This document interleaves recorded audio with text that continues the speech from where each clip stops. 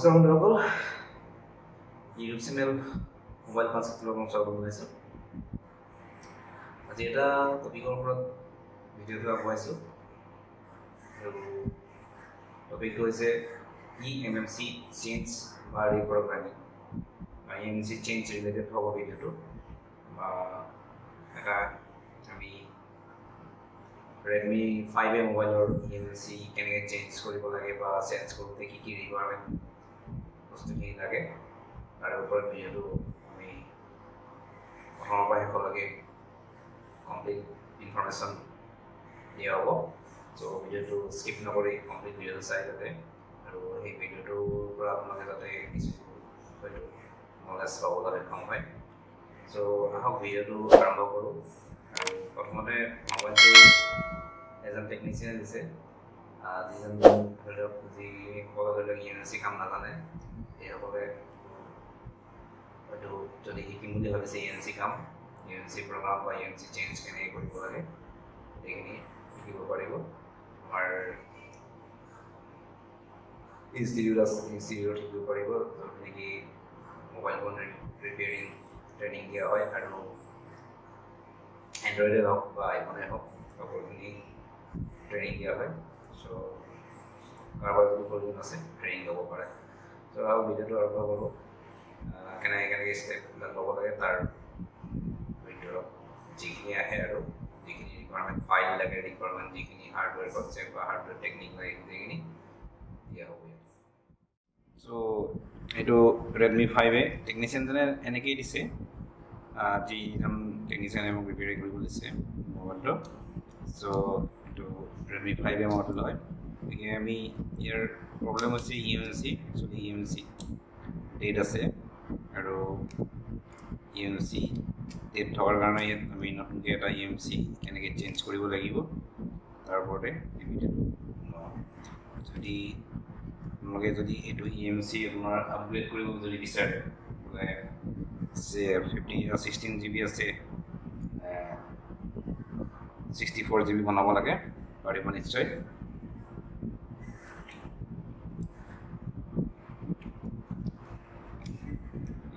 EMMCটো আমি ল'ব লাগিব আৰু EMMC এনেকুৱা ল'ব লাগিব যিটো EMMC নেকি চেমচাঙৰ EMMC হয় আৰু চেমচাঙৰ EMMCহে চেঞ্জ কৰিব পৰা যাব। বাকীবিলাক চেমচাঙৰ EMMC মানে কি চেমচাঙৰ EMMC ৰিপ্লেচ কৰিব পৰা যায়, নতুন চেমচাং EMMC ইউজ হয়। কিন্তু বেলেগ SK হাইনিক্স হওক বা মাইক্ৰন হওক যিকোনো কোম্পানী আমি ইউজ কৰিব নোৱাৰোঁ। কিয় কাৰণে গোটেইখিনি কথা কম মই এতিয়া, কিয় কাৰণে আমি বেলেগ EMMC ইউজ কৰিব নোৱাৰোঁ।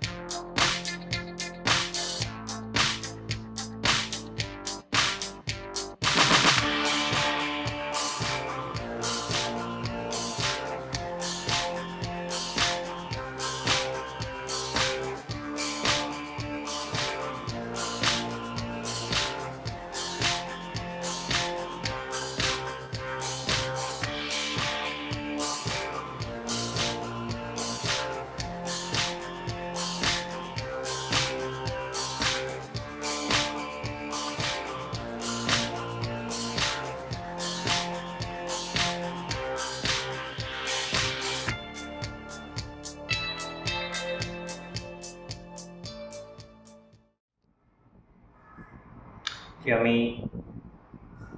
EMMCটো UEFI বক্সত লগাই ল'ম।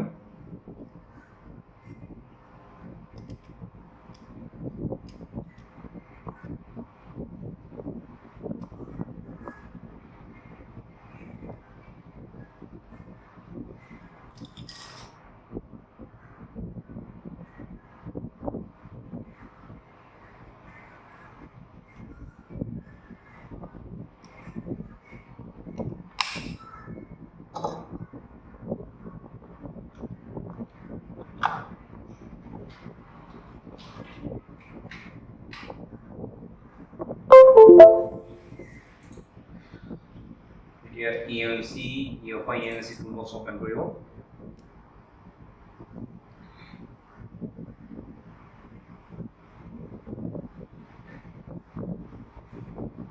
আৰু EMC টো যদি চেঞ্জ কৰিলে ওলাই এটা Samsung EMC ল'ব আৰু Samsung EMC টো MI5 তাৰ যিটো পুৰণা EMC আছে সেই EMC টো একবাৰ চাই ল'ব স্পেচিফিক্স টো চাই ল'ব পাৰিব মডেলটো মাৰিলে এই EMC কোনটো ভাৰ্জন ইউজ কৰিছে যে ধৰি লওক U5 এপ্লিকেশন ওপেন হৈ গ'ল EMC toolbox একবাৰ আমি আইডেন্টিফাই কৰি চাওঁ আইডেন্টিফাই কানেক্ট হৈছে আমাৰ EMC টো কানেক্ট হৈছে so এটো একচুয়ালি 5 এৰ EMC হয় এটুকে মই এতিয়া কি কৰিম RPMB ক্লিন কৰিম RPMB ক্লিন কৰি ইয়াৰ নতুন EMC মই কৰি দিলাম যেতিয়া এটা EMC টোটালি হেলথ বেয়া হৈ গুচি যায় Samsung EMC ক্ষেত্ৰত আমি হেলথ টো ৰিপেয়াৰ কৰিবলৈ হলে পাৰ্টিশনিং EMC পাৰ্টিশনিং কৰিব দৰকাৰ নাই আমি EMC পাৰ্টিশন কৰাকে আমি ইয়াৰ FFP ফাইল ৰাইট কৰি দিও বা আপডেট EMC ফাৰ্মাৰ যদি কৰি দিও তেতিয়া হি আগৰ 0 to 10% হেলথলৈ গুচি আহিব সো এটো EMC একচুয়ালি RPMB ক্লিন কৰি আছে তথাপিও ইয়াত ডাটা পাৱাৰ কাৰণে আমি একবাৰ RPMB ক্লিন কৰিব লাগিব ধৰক এটো MI5 এ EMC হয় কিন্তু MI5 এ EMC হলেও আমি ডাইৰেক্ট কি হয় তাকে আমি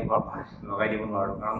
সেম মডেল হলো তাত EMC এটা যদি নতুনকৈ লগাই দিও বা বেলেগৰ ঠাইত লগাই দিও কাম নকৰে কাৰণ কি হয় তাত RPMB বুলি এটা পাৰ্টিশন থাকে যেনেকৈ boot 1 boot 2 RPMB এটা পাৰ্টিশন থাকে এই RPMB পাৰ্টিশনতে কি হয় গোটেই হেৰিখিনি ধৰি ৰাখে CPU আৰু EMC মাজত যেটো পেয়াৰ থাকে এই পেয়াৰটো কৰি ৰাখে পেয়াৰটো কৰি ৰখাৰ কাৰণে আমি বেলেগ এটা EMC পটকে লগাই দিব নোৱাৰো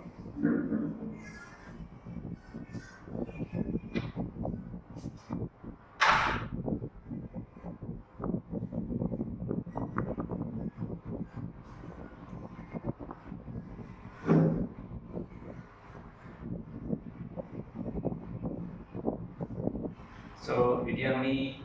আপডেট EMC ফৰম্যাট কৰি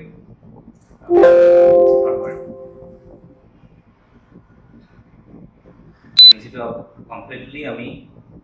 নবম কৰি দিলাম বা গোটেই কমপ্লিট জিটা ডাটা সব কৰি দিয়ে যাব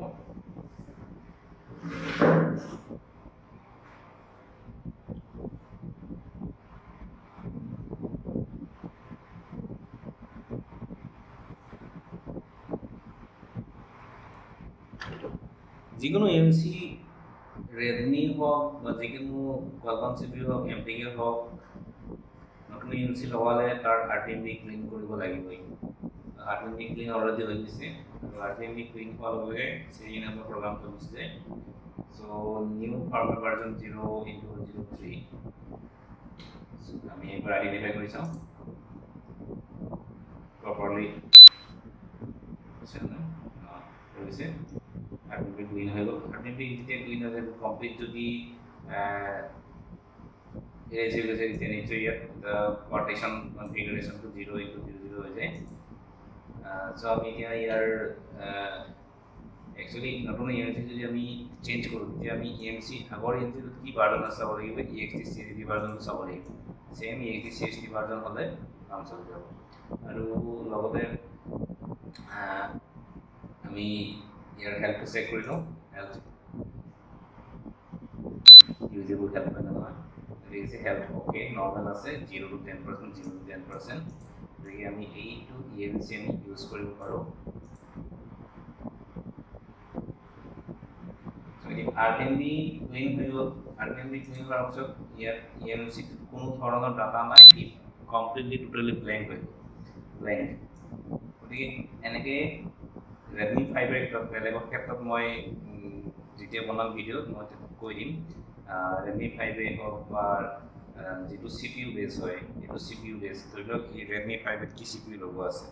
এটো CPU ওপৰত ডিপেন্ড কৰি ধৰি লওক Redmi 5 এর কি CPU লোগো আছে MSM 8917 এটো CPU যদি লোগো থাকে তেনে ক্ষেত্ৰত যিমানখিনি সেট আছে এটো CPU তেনেকে আমি কি কৰিব পাৰিম আৰ EMC চেঞ্জ কৰিব পাৰিম সো EMC-টো আমি অলৰেডি আইডেণ্টি ক্লিন কৰা মানে হৈছে EMC-ত কোনো ধৰণৰ ডাটা নাই আৰু ৰেডমিৰ ক্ষেত্ৰত Xiaomi মোবাইলৰ ক্ষেত্ৰত যিবিলাক মোবাইল ইউজাৰ ডাটা পাৰ্টিশ্যনৰ পৰা ষ্টাৰ্টিং হয় device is not boot enabled no boot technology is set by default etu starting hoy boot user area partition পৰা etu user area hoy etu karone partition configuration 0 hoy golo kono mobile kono problem nidiye so etia ami enake identity clean korar pasot completely EMC jete blank hoy jay ei blank EMC ami kono dhoroner data দৰকাৰ নাই কোনো ধৰণৰ দাম right কৰিব দৰকাৰ নাই direct আমি এটো EMC কি কৰিব পাৰো এই বোৰ্ডখনত আমি লগাব পাৰিম এতিয়া EMC-টো আমি খুলি লওঁ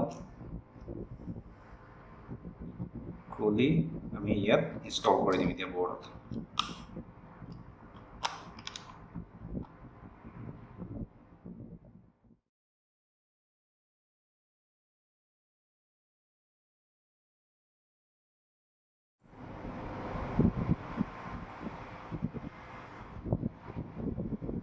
আমি এতিয়া EMC-টো লগাই লওঁ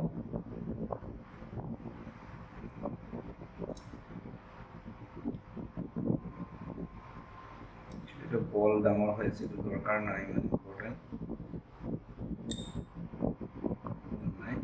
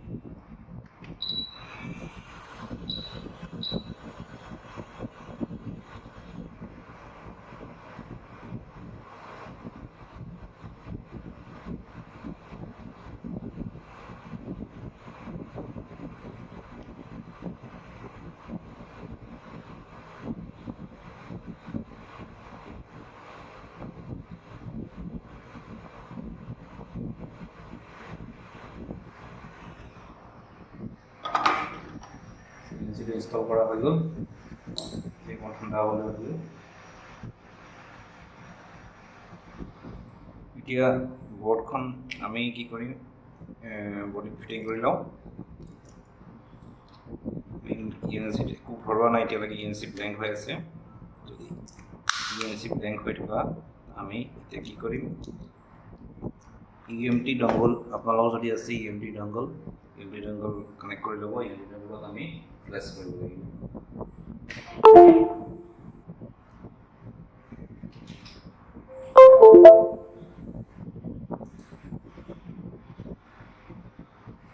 EMT QC5 multiple switch5 open কৰি ল'ব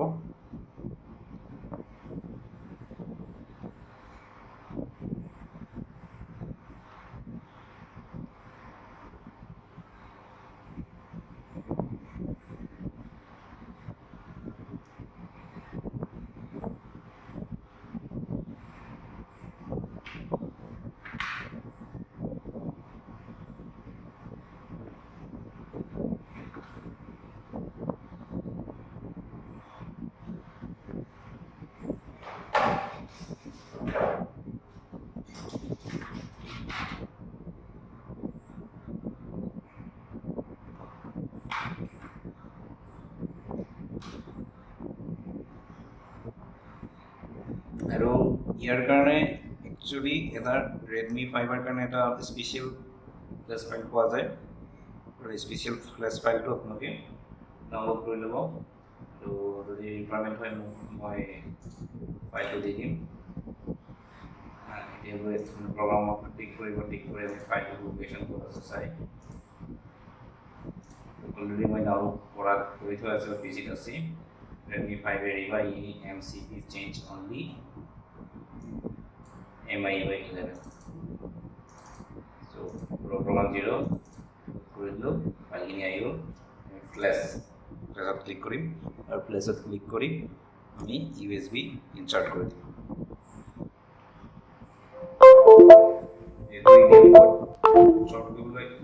প্রয়োজন নাই কিবা কাৰণে এইটো কাৰণে যে ENC2 অলৰেডি একো নাই ডাটা নাই কোনো ধৰণৰ সো এইটো কাৰণে অটো পোৰ্ট ল'ব welcome waiting for response I hope USB কে ঢুকে আছে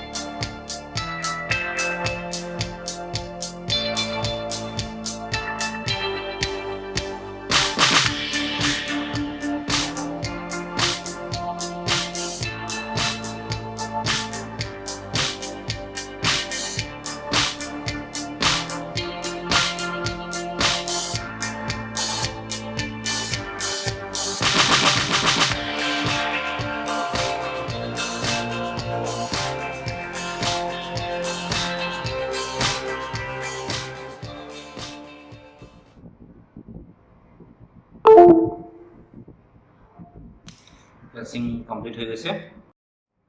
সাউন্ড মোবাইলটা অন করি ব্যাটারি চার্জ আছে নাই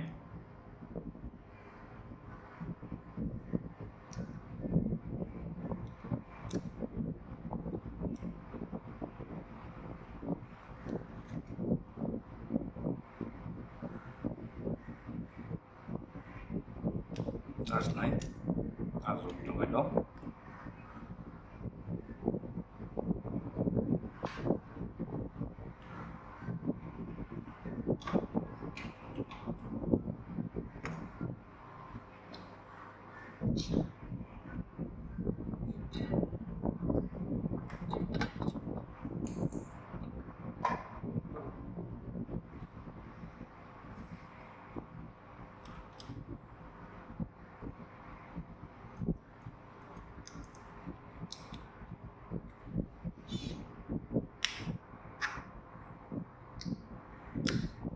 ese mobile lampu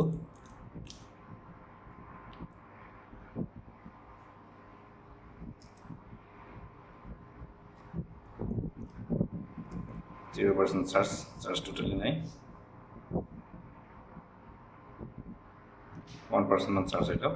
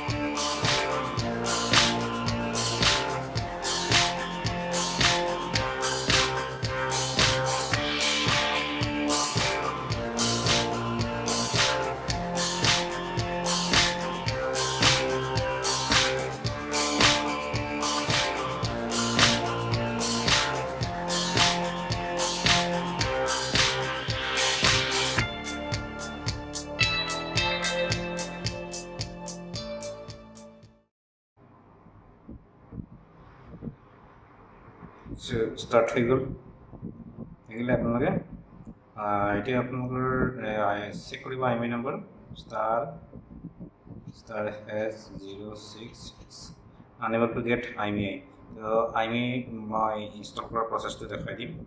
আৰু ইলিগেল IMEI আপোনালোকে ধৰি লওক বেলেগৰ IMEI বেলেগত আপোনালোকে ইনষ্টল নকৰিব এইটো টোটেলি ক্ৰাইম হয় আৰু IMEI মই একচুৱেলি আগৰ পুৰণা যিটো EMC আছিল এই EMCটোৰ টোটেলি তাৰ পৰা বেকআপ ৰাখিছিলোঁ যিটো চিকিউৰিটি পাৰ্টিশ্যন হয় IMEI নম্বৰ হওক নেটৱৰ্ক ফাইল হওক এইখিনি মই কেনেকৈ ৰাইট কৰিব লাগে মই দেখাই আছোঁ IMEI নম্বৰ অলৰেডি ইয়াত ইনষ্টল হোৱা নাই এতিয়ালৈকে এতিয়া আমি এইবোৰ চাওঁ প্ৰচেছটো আকৌ চাওঁ মোবাইলৰ বেটাৰীটো খুলিব লাগিব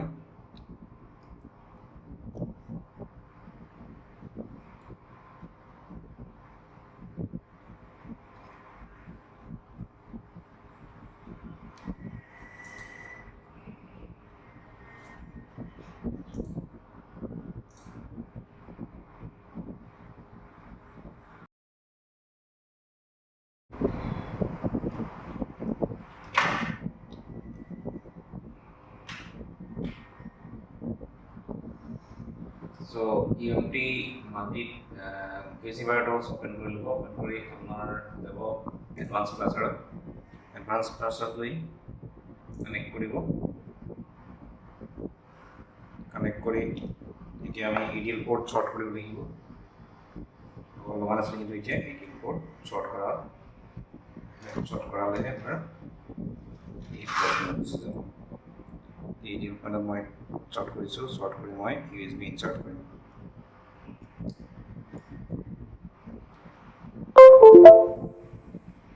ঠিক আছে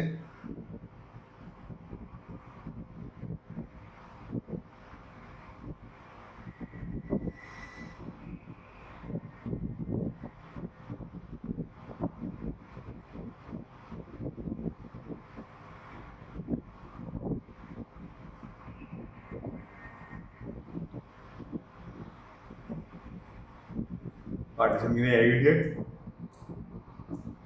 begini sebutin partition ya ini যেটো security file থাকে IMEI বা network file এটা এক নম্বৰ আছে model file আৰু হৈছে লাগিব model1 model2 আৰু FSG সেটা ফেল আমি ইয়াত কি কৰিব লাগিব ইন কৰিব লাগিব এই FSG ফাইলটো আমি ক্লিক কৰিম ফাইলটো আছে চাব লাগিব আমি য'ত EFI বক্স দিয়ে আমি আগত ক্লিক কৰি ৰাখিছিলোঁ আৰু এটা সো C ড্ৰাইভত যাব লাগিব C ড্ৰাইভ লৈ EFI files Android Xiaomi AMC Xiaomi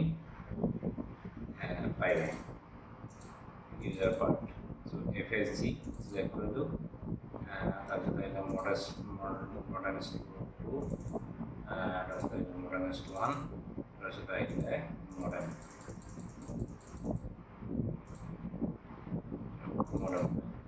so এখানে সাইড অফ ফাইল সিলেক্ট করব আমি সিলেক্ট অপশন করে রাইট করে দিই